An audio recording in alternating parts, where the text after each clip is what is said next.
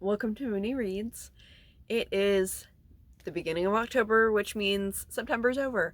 And I have quite a few books to talk about. September was the Readathon, which I hosted with Kathy Trithart, and I read 13 books. And all of the books that I read this month were either graphic novels or nonfiction. Not really on purpose, but that's what happened. My main goal was to read a book per character. I was able to do that and more. There were a lot of really good ones, so I'll get started. The first thing that I read was Bitch Planet, volumes 1 and 2. This is a comic series set on a dystopian sort of world where any woman who break any sort of rules, so from, breaking the law or doing serious damage, all the way to, just existing in a body that is deemed unacceptable, will end up going to Bitch Planet, which is basically a huge prison. This was so good. I gave this 5 stars. It blew my mind. I expected that it was going to be good because it had a neat premise. I was a little bit worried that parts of it would maybe be, as cool of a premise as that is, I think that there's also a lot of room for people to take that premise and not take it far enough, but it was really good. Particularly the book two focused on some of the trans characters, and that was cool. I really hope that we do get a book 3. It's supposedly in the works, but I haven't seen anything about it yet. About it actually being published. I couldn't find anything. And the same day that I read that, I read 2 other books as well, 2 other graphic novels, and they were all really good. And this was a good month, but this day, so much just top tier stuff happening. So the next book is Stage Dreams by Melanie Gillman, which is a young adult Western graphic novel. Again, it was super cute. It was a pretty short story. Basically the main character is trans and is running away so that she doesn't have to fight in the she doesn't have to fight in the Civil War in Georgia, and ends up being taken by a bandit. But then they both go off and do bandity things together. It's super cute, very queer, lots of queer characters all over the spectrum. But what really made me love the book was the fact that the author was so intentional with a lot of stuff that they did. Of course, all of the queer representation and visible queer representation, not just this character is trans because we say so, but the main character has stubble in parts. There are background characters that are very obviously queer, and there's a whole notes section about why they did what they did on certain pages that includes facts about history, where certain buildings would be. They didn't include hangers when they go to a clothes store because they hadn't been invented yet. They thought about that, so that's just really fucking cool. And then, while I loved all of the stuff that I've talked about so far, this one was probably my favorite, and that is the Infinity Particle by Wendy. This is the same author who did Mooncakes, which I adore. Very cute, very autumnal. I'll probably do a reread next month, just because it's really good. This was fucking incredible. It is not the same fluffy or light that Mooncakes is.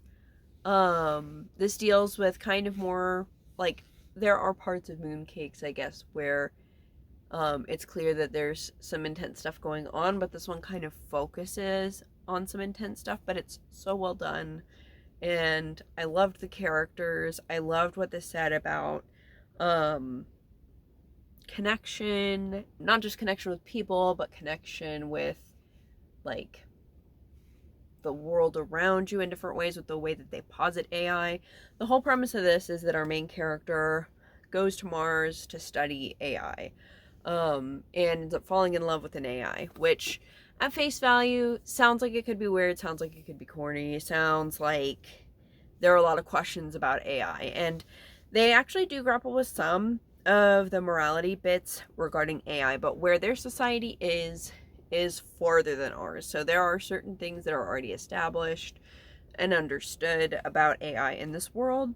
So I think they're able to engage in more interesting conversations than I think are had, and they even reference like certain parts of history that we are currently living through, because this is set so far in so far in the future. And the like kind of big thing that this deals with though is like trauma and actively being in a toxic abusive relationship, and the way that everything is handled is just really good. This is amazing. This was definitely my favorite book that I read that day. It's, I think, unless I'm like severely forgetting something, which is possible, this is my favorite graphic novel so far this year. Then moving completely in the other direction from delightful graphic novels, I read Don't Call It a Cult, which is about NXIVM, which was a self-help MLM cult that ended up having an even more horrific, like, sex trafficking cult within it. But the thing with it is that this, like, they talk a little bit about the actual, like, cult within a cult that they got caught for because they were just doing really horrific things. They were branding people. You might have heard of The Vow, which was a really, like, a bigger documentary on it. Like, that part is horrific. They talk about it a little bit at the beginning, but then after that they start and kind of focus on Keith Raniere. And the man has been just covered in red flags his whole life. He was too obsessed with the fact that his, shitty take-home IQ test told him that he had a 240 IQ, and then got super into manipulating people, like learning manipulation and hypnotherapy tactics. He also heavily studied MLMs. He actually had an MLM that would eventually collapse, under, because he got sued because you can't have pyramid schemes in the United States. And then he would start this, like, self-help program that was just, I don't have words for how ridiculous some of the stuff that they were saying is.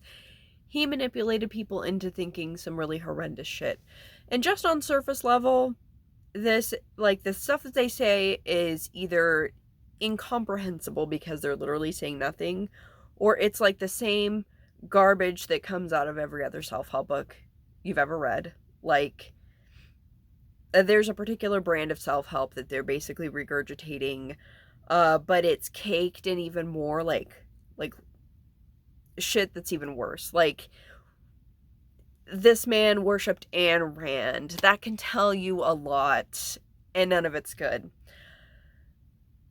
But even, like, the people in his inner circle, he was manipulating further, like, and making up stuff about how them, like, feeling a certain way made these terrible events in history happen, or convincing someone that they were having to atone for the fact that they were a Nazi in a previous life. Like, literally off the wall. And that's even before you get to the shit that they were actually caught for. He was doing a lot of shit, and that's not even talking about the money problems. He was effectively stealing money from people and using it in stupid ways. He, like, lived off the grid and didn't even want a driver's license because he was, like, above that, and yet used millions of dollars of other people's money. He could not have done anything without the people around him, which, there's a lot. There's just a lot. And if I keep talking, it'll turn into talking way too much. This book was ridiculous. Like, the man, the situation, and I'm not even going into the actual cult that they got caught for. There's truly horrendous shit. I mean, even without that part, he was sexually manipulating lots of women and including some that were like children, like 15-year-olds. So it was bonkers. But the book was written well. It was compelling. I think that she did her research. She talked to a bunch of different women who were in it. She looked through a lot of different documents. So it was super well done. The only thing that could have made it better was looking at even more structural stuff that enabled this painfully, I don't even want to say mediocre, this shitty man, to be able to do all of the things that he did. Because if he hadn't gotten into the kind of manipulating tactics that he was interested in, like if he didn't have whatever charisma or whatever people said that he had, he probably would not have accomplished anything. That's just the fact of the matter, in my opinion, based on a single book. But he's also a terrible person, so I think it's okay. Check content warnings. I put, or I try to put comprehensive content warnings on all of my Storygraph posts. So I'll try to link those.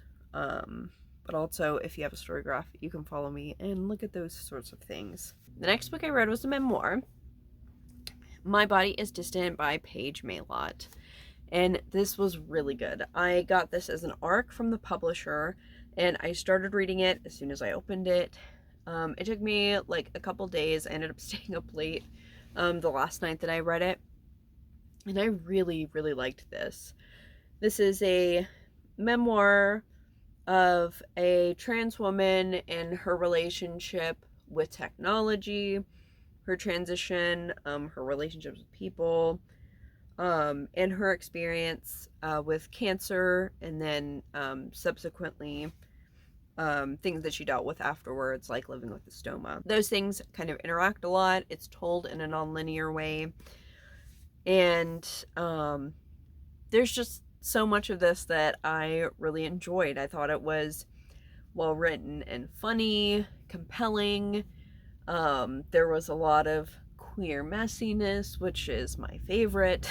And this is one that I could pick several different things and talk at length about it.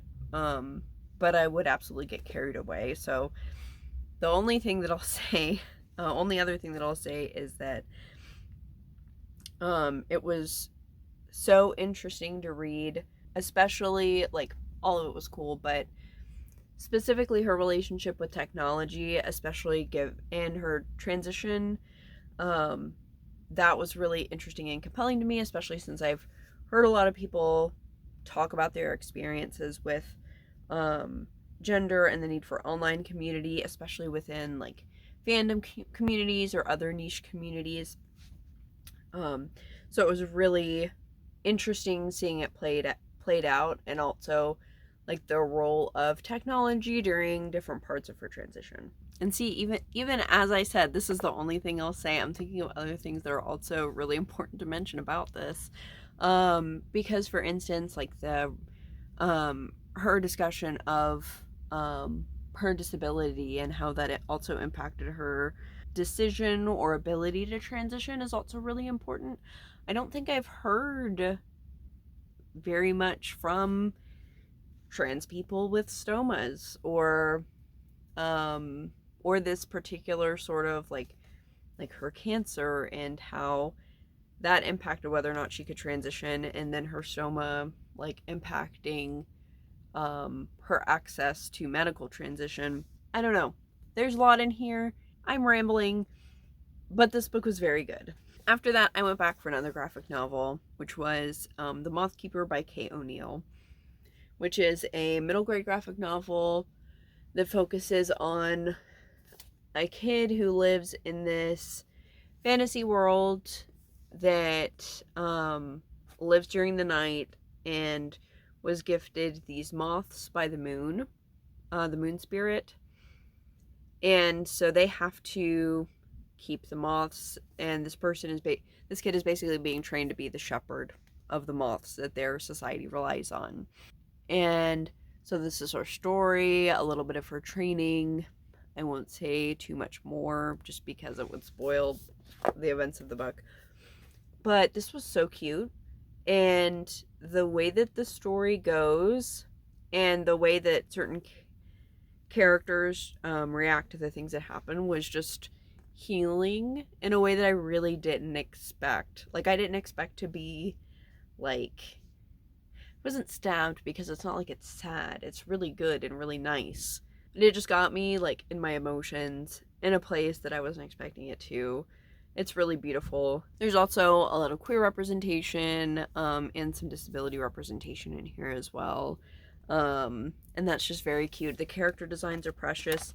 And even, like, the color palette that was used just felt so, like, soothing and comfy to read. If I hadn't read The Infinity Particle, this one would have been my favorite. So it's a close second. After that, I finished In the Aeroplane Over the Sea by Kim Cooper, which is about In the Aeroplane Over the Sea by Neutral Milk Hotel. But they go into not just making of the album, but the making of the group, which is really interesting because Neutral Milk Hotel happened basically because, like, childhood friends, like, vibed and just made music basically for the fun of making music. They decided to be, like, basically artists together in these little, like, small apartments in various places in different states. It's really cool. I'm not gonna, like, go into it a whole lot, but it was really neat to see that sort of background. My only complaint is that there were a couple of things, like a couple of, like, very specific, like, wording choices that happened during one of the last segments of the book that was about the actual, like, analysis of the album. And I was like, you had all of this good book and then you go and you use language that just isn't really necessary. So other than that, it was really cool. Towards the end, she also talks about how Jeff Mangum kind of reacted to the popularity of the album. He was very overwhelmed.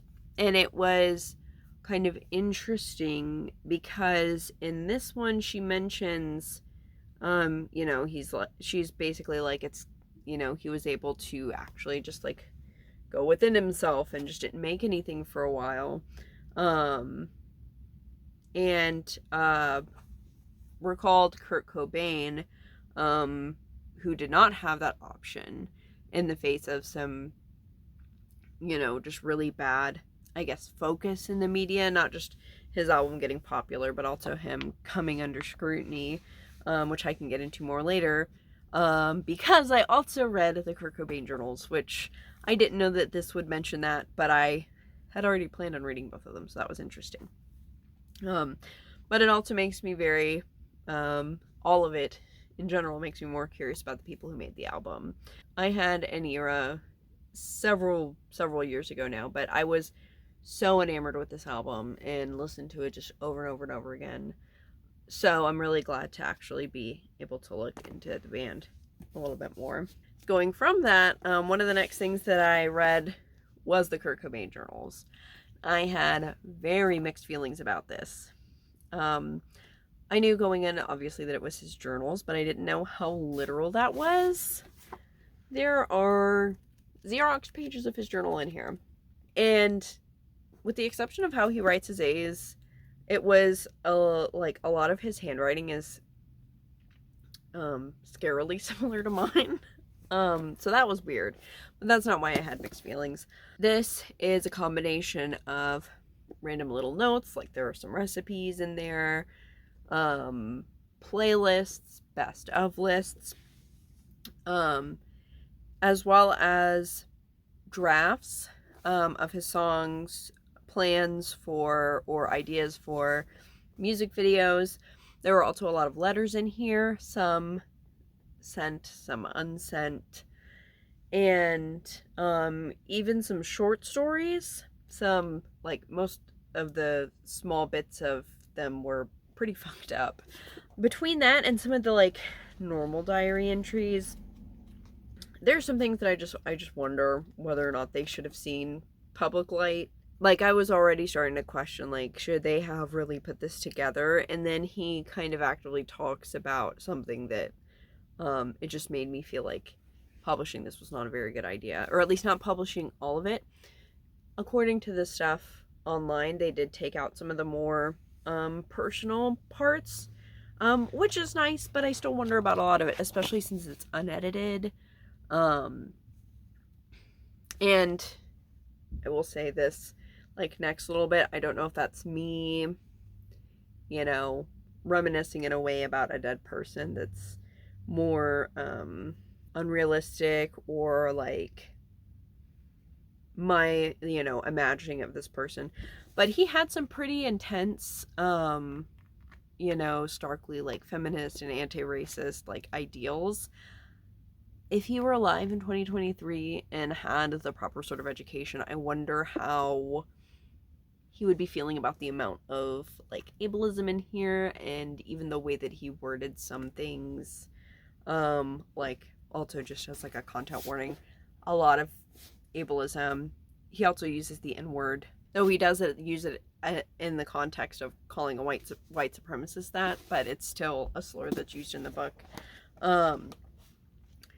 So, you know, this is a lot. There's a lot in here, and I'm not sure whether or not a lot of it really should have been published. And the thing is, I don't even know who published this, which is an issue that I have with this. Like, it's hard to really, you know, I'm not going to analyze someone's diary. No one was even supposed to read this, right? So I can't, you know, the literary merit of, you know, whatever. But I don't know who put this together. The only reason I know parts are taken out is because of people on the internet. There is a small index, but it does not give you enough context. Again, Reddit and Wikipedia were more helpful for forming some, not that those are the most, you know, good resources, but, you know, there was just some stuff that really should have been cushioned in some sort of explanation, which is of course not his fault, but the fault of whoever put his books together. I don't know if it was Courtney Love. I don't know if it was well, it certainly wasn't people associated with the record label, given some of the stuff that he says, I don't think. But the thing that I did get out of the book, though, was kind of mostly in the last half. But it was kind of looking at his relationship with the media, or his reaction to the media, and also his struggle with chronic illness. I didn't know before reading this that he had some sort of undiagnosed stomach problem, or something that wasn't diagnosed until a lot later, that made him be in chronic pain. He didn't really eat because of it, and this deals heavily with drug use, and this next detail will have drug use, so maybe skip to the next book, if that's a lot. But the first time he went on a heroin bender was to manage his chronic pain. He says, either I'm going to make this pain go away or I'm going to die. So he did heroin for a month straight. And that, like, I feel like some of the imagery of him was very much cased in drugs, which he was accused of being addicted to even before he'd done them, because he was so thin. But just that makes just, there's so much about the stuff that the media said about him, or says, that's just even more deeply fucked up after learning those bits. So I'm glad to have that context that came from those few ones. But I feel like there are way better ways that some of this could have been presented. Yeah, so mixed feelings on that one. Then after that, I went back to graphic novels.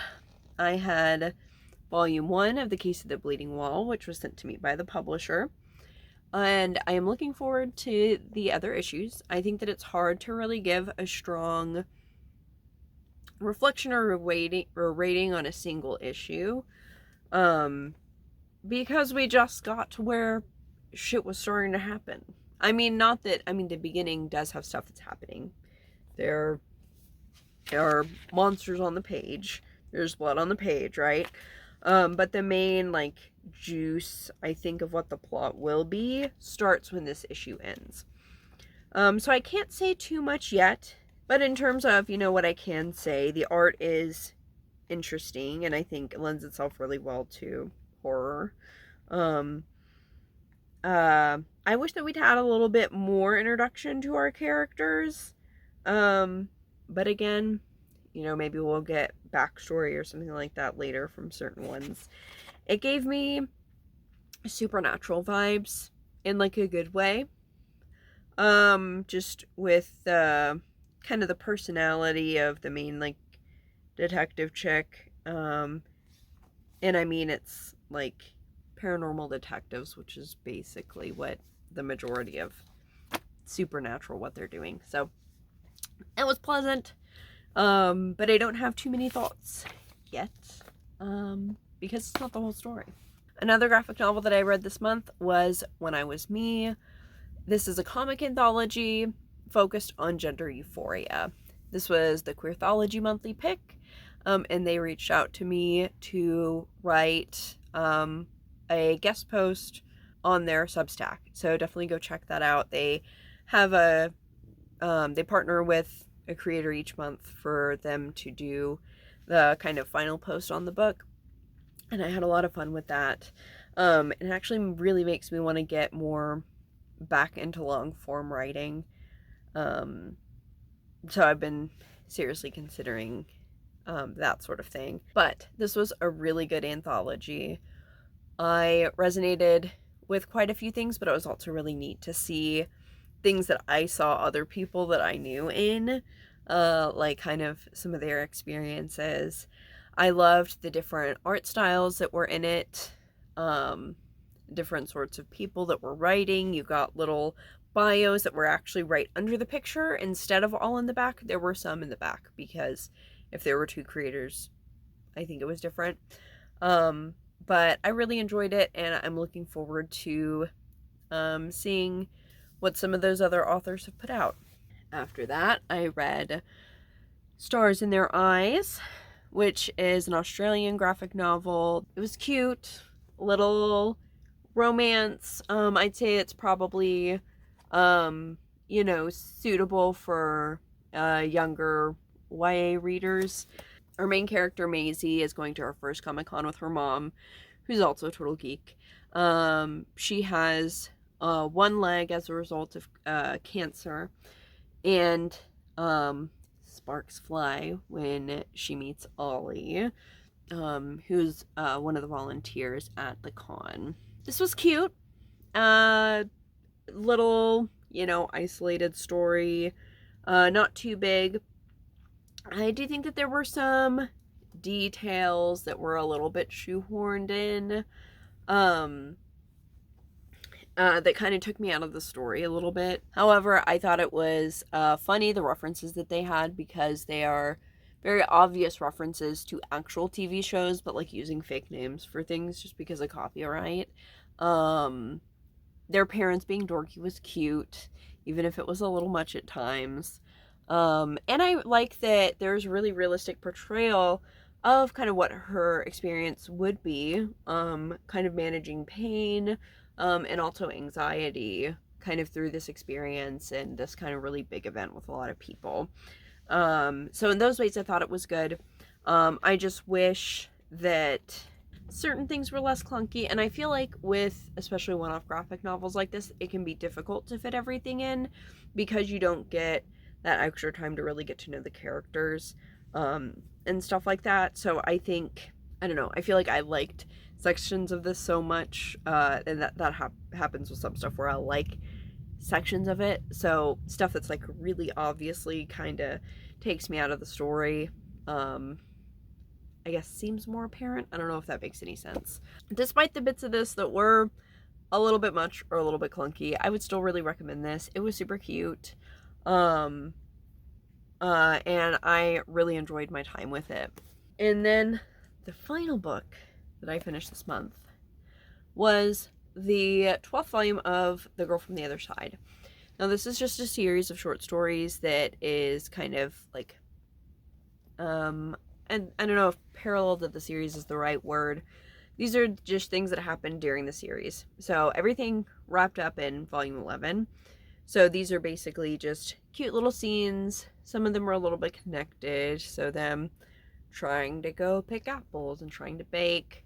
If you haven't seen Girl from the Other Side or seen anything about it or read it, there's a whole plot line where people end up with the curse in which they turn into these.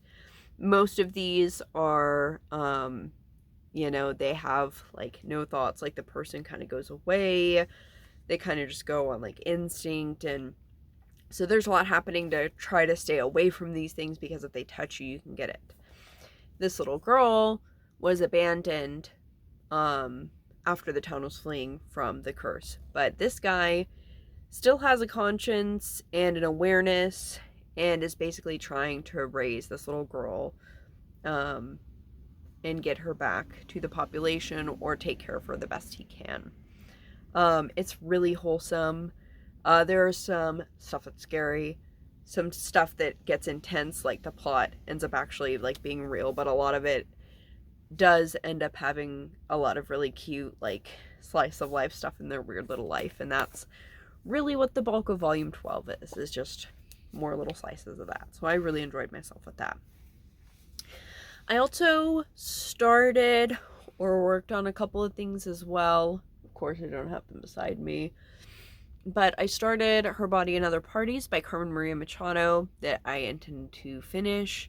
I think I've read the first 2 short stories and started on the 3rd one. And it's really good so far. It's very like the speculative elements I'm adjusting to, not in a bad way. It's just in order to wrap my head around it, it's ones that you really have to sit with. Which is cool, and I have gone and like looked at articles of people talking about it and everything, so that's been neat. I've also started Momfluenced on audiobook, which looks at mom culture on Instagram, which is really interesting, especially considering I think that I'm gonna see some interesting stuff given Hey Hun, which I read a couple of months back, about multi-level marketing, and a lot of that does target moms. I know she's already talking a shitload about marketing, just generally speaking. And I wonder what we'll see too, in light of current events happening in the mommy vlog internet right now with the Ruby Frankie stuff, which if you don't know what it is, I guess you can look it up. It's kind of horrifying though. But anyways, I'm interested to see if that will shed light on either of those things that are kind of tied in together. And yeah, I think that's mostly it for this month. Like I said, I did end up hitting 1 character per book, and I'll put those graphics up here so you can take a look. And then of course I had a little bit of extra, which was not a whole board, but that's okay. So please let me know what you read for the Rent Readathon in the comments, or if you've read any of the books that I've mentioned. And thank you all so much for watching. Bye.